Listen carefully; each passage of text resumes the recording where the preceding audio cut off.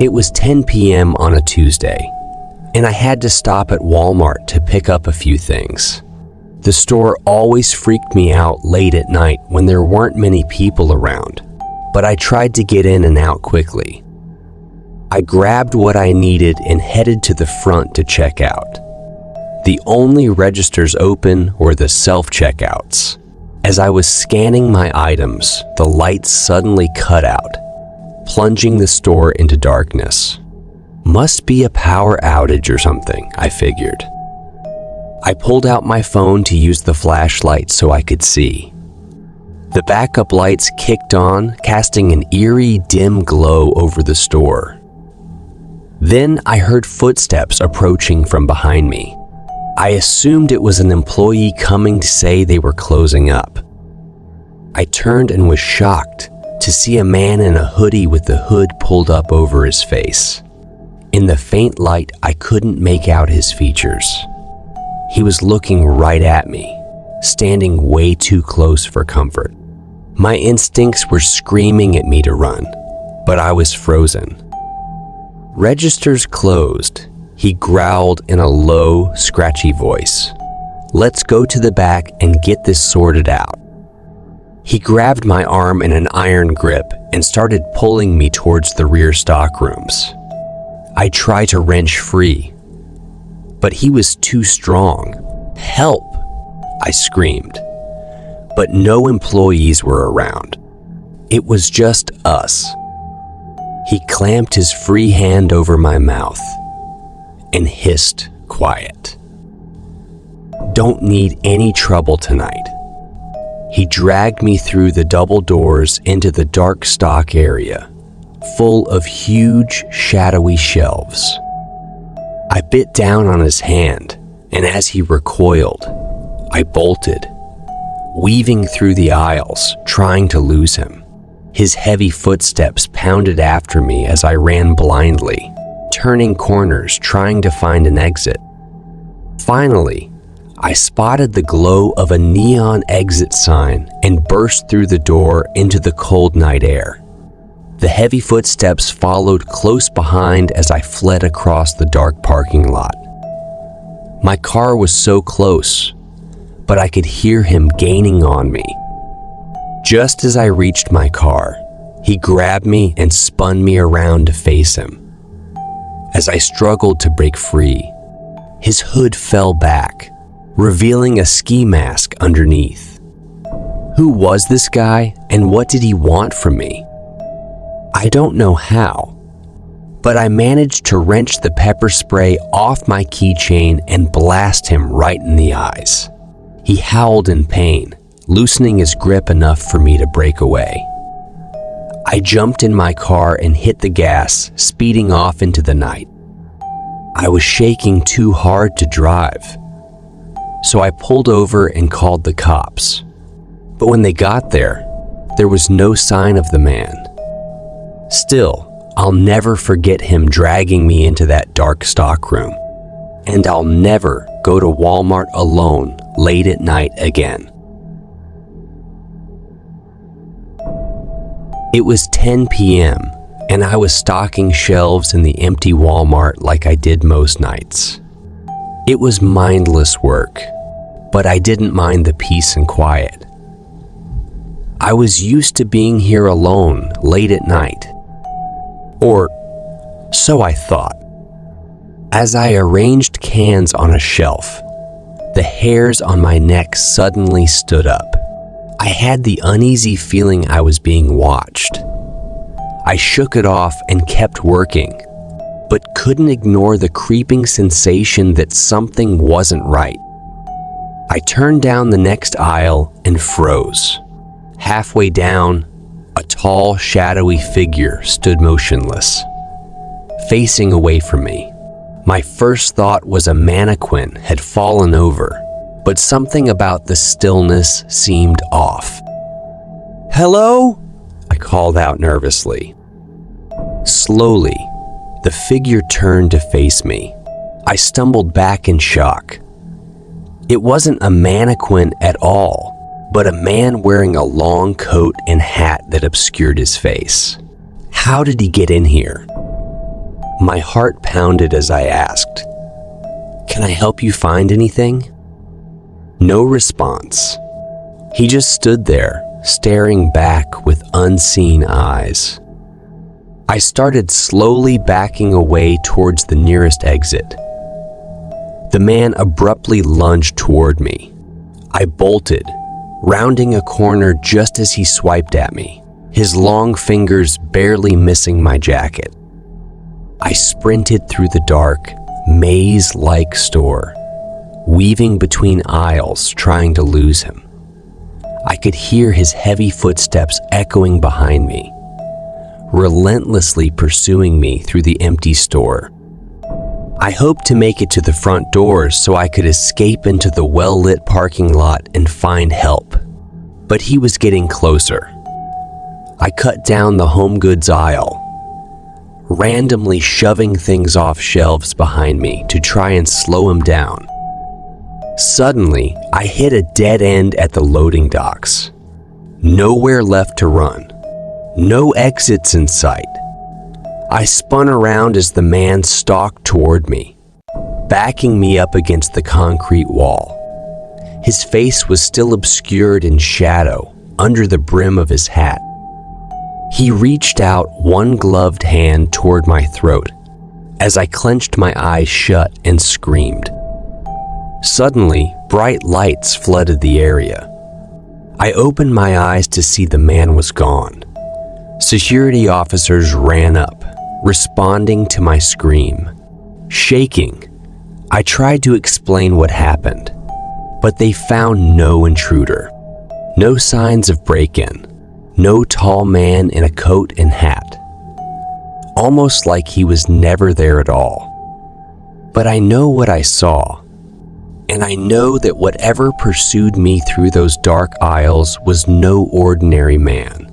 Something evil lurked in that empty Walmart late at night. And now the sight of a tall, shadowy figure fills me with unspeakable dread.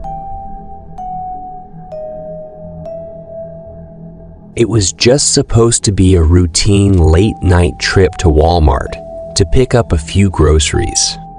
As I wandered the bright yet eerily vacant aisles at nearly midnight on a Tuesday, I had no idea the ordinary was about to turn terrifying.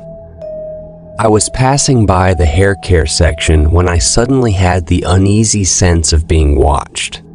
I quickly turned, expecting to spot a fellow restless customer or bored employee nearby, but there was no one. Still, the prickly feeling on the back of my neck persisted. I tried to shrug it off and focus on the items on my list. In the medicine aisle, I could hear soft footfalls in a neighboring row. They seemed to shuffle along at the same pace as me. When I stopped, the steps halted too. My pulse quickened as I rounded the corner, only to again find myself alone among the rows of brightly packaged pills and ointments. I quickened my pace as I headed to grab milk and eggs, eager to get through checkout and back to the safety of my car. But nearing the dairy case, the flickering overhead lights gave me pause. That's when I spotted a tall, male figure at the end of my aisle, half obscured in shadow. He appeared focused on me, unmoving as I nervously grabbed a gallon of milk. My hands shook as I made my way to the self-checkout, constantly glancing over my shoulder. Each time I looked back, I could still spot the outline of him looming in the distance. He didn't seem to have a cart or any items at all. He was just there, watching me. At checkout, I fumbled with the scanner, eager to pay and flee the store. But as I tried paying with my card, an error message popped up. I tried re-swiping again and again to no avail. The machine beeped angrily at each failed attempt. With dread, I turned and saw the man was now standing close behind me in line. Too close. His face was obscured by a hoodie pulled up over his head. I abandoned my groceries and rushed for the exit. Once outside, I began scanning the mostly empty parking lot, hoping I could make it to my car safely. That's when I spotted him emerging from the store, walking straight toward me. I ran to my car, clicking the unlock button on my key fob. As I grabbed for the handle, he appeared directly behind me, trying to grab my arm through the window. I jerked away, heart pounding out of my chest. Tires squealing, I peeled out of the parking lot and onto the main road. Checking the rearview mirror, I didn't see any sign of him following me on foot or in a vehicle. Still shaken, I drove well above the speed limit, the whole way home, constantly checking all around me for any trace of him. I threw the deadbolt and chain lock as soon as I got inside my apartment, racing to turn on all the lights. I kept envisioning his faceless figure lurking right outside my door, still pursuing me. Sleep did not come easy that night, or any night since. I am still haunted by the memory of those heavy footfalls tracking me in the store. The shadowy form always on the periphery, biding his time before deciding to make me his prey. I used to think of Walmart as an ordinary place to quickly grab necessities at all hours.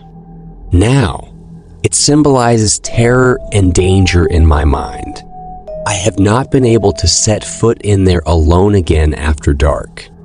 The fear of once again sensing that ominous presence, just out of sight, but drawing ever closer, still lingers, long after I escaped that night. The ordinary turned sinister in the matter of moments, and I cannot help glancing over my shoulder when walking alone at night, gripped by the fear he is still lurking there, somewhere in the shadows, just watching and waiting for his next opportunity to follow his chosen target again. That helpless, hunted feeling was the most frightening thing I've ever experienced. And though I escaped unharmed, the trauma of being someone's prey still haunts my thoughts in the late hours of the night. It was a busy Saturday afternoon when I decided to stop by my local Walmart to pick up a few groceries. As I grabbed a cart and headed inside, nothing seemed out of the ordinary. Families pushed overflowing carts up and down the aisles, and peppy pop music played overhead. Just another typical weekend shopping trip. Or so I thought. I was halfway down the cereal aisle, comparing prices on different boxes when I first noticed him. Out of the corner of my eye, I caught sight of a disheveled-looking man, watching me intently from the pharmacy section. He didn't seem to be actually shopping, just sort of hovering near the aisles, his gaze fixed on me. I felt a prickle of unease, but chalked it up to paranoia. Just another shopper zoning out, I told myself. Still, I couldn't fully shake the uneasy feeling as I continued down my list. In the produce section, I lingered over the avocados, assessing their ripeness. When I glanced up, I spotted him again at the far end of the displays. Even from that distance, his stare seemed to burn right through me. A chill went down my spine, despite the warm store. Casually, I turned my cart down a different aisle, keeping my head down. But soon, that prickly feeling on the back of my neck returned. Slowly, I looked over one shoulder and there he was, lurking just one aisle over. Our eyes met, and I shuddered at the flat, emotionless gaze. Now I knew I wasn't imagining things. This man was definitely following me. Keeping my motions casual, I abandoned my cart and headed swiftly for the front of the store. A quick glance backwards showed the man trailing several yards behind, hands shoved in pockets. He didn't seem rushed, but maintained a steady, deliberate pace, clearing focused on my retreating figure. My pulse pounded as I speed, walked through the apparel section, dodging racks of clothing without really seeing them. Who was this guy? What did he want from me? I just had to make it to customer service, where there were people and cameras. Surely he wouldn't try anything there. The man had quickened his stride, matching my pace. I broke into a panicked half-jog, elbowing past confused shoppers. Terror seized me as I imagined a claw, like hand grabbing my shoulder at any moment. Just a few more feet. I practically crashed into the customer service desk, chest heaving. The bored associate raised her eyebrows in surprise as I glanced desperately over my shoulder. To my immense relief, the man was nowhere in sight. Warily, I scanned each aisle and display. He must have given up once I reached a crowded area. Shakily, I explained the situation to the associate, who notified security. As they escorted me outside, I kept expecting that eerie face to loom out of the shadows. But apparently he had slunk away, finding easier prey. Though I felt a lingering sense of dread, I wrote the whole creepy encounter off as a freak one-time thing. Over the next week, I avoided Walmart, reluctant to tempt fate again. But we were out of coffee. So, against my better judgment, I reluctantly headed to the store early one weekday morning. At that hour, the store was nearly deserted.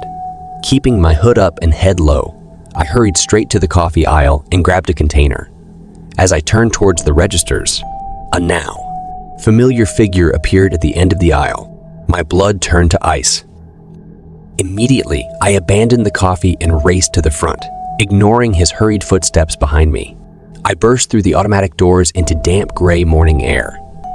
In the mostly empty lot, a single old pickup truck sat nearby.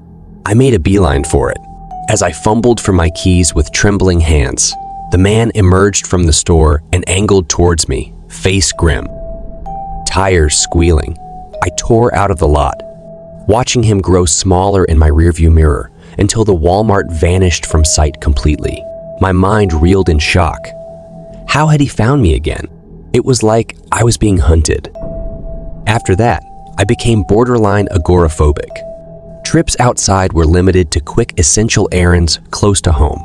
I found myself endlessly scanning cars and faces for any sign of the man. Occasional late-night footsteps outside my apartment made me freeze in fear. A couple weeks passed without incident. Though always vigilant, my paranoia began to subside. So on one sunny morning, I let my guard down and decided to walk to a nearby coffee shop, enjoying the fresh air. As I strolled down the tree-lined sidewalk, a pickup screeched to a halt in the street alongside me. My veins turned to ice as the familiar disheveled face glared out the driver's side window. I ran. The truck pursued me, keeping pace as I wove between parked cars and dashed through yards. By some miracle, I reached my apartment and slammed the lobby door seconds before the pickup came screeching around the corner. I collapsed against the wall, shaking and sobbing as the truck prowled past outside, its occupant's malign gaze seeming to penetrate the brick itself. That night, I hardly slept, envisioning the man lurking outside my window, waiting to grab me if I let down my guard. Was there no escape from this predator who always seemed to sniff me out? How long could I live like a hunted animal in my own home? The next evening, a thunderstorm raged outside. As lightning flashed, I thought I saw a face looking at me from my darkened backyard before vanishing. Terrified, I called the police, who found no sign of an intruder on the premises. Just stay inside and keep your doors locked, they advised before driving off. But we both knew locked doors wouldn't keep this monster away for long. Over the next week, I descended into a panicked delirium. I hardly ate or slept, too afraid to leave my apartment even in daylight. Any unexpected sound made me cringe in fear that he had finally come for me. Soon, staying here would not be an option. I had to disappear completely. I waited until 3 a.m. on a moonless night when my apartment complex was silent as a graveyard. Keeping all my lights off, I crept downstairs with just a single suitcase. The rain-soaked parking lot was abandoned, but I still felt unseen eyes tracking me as I loaded up my old sedan. I drove straight out of the city and didn't stop until I reached the next state over. Exhausted and frayed, I got a cheap motel room for the night. As I drifted off into a fitful sleep, I knew deep down this still wasn't far enough. The hunted can never escape the hunter. He would follow me to the ends of the earth if needed, appearing when I least expected it. Sooner or later, he would have me in his grasp, and I would look into those empty eyes again as the light faded from my own.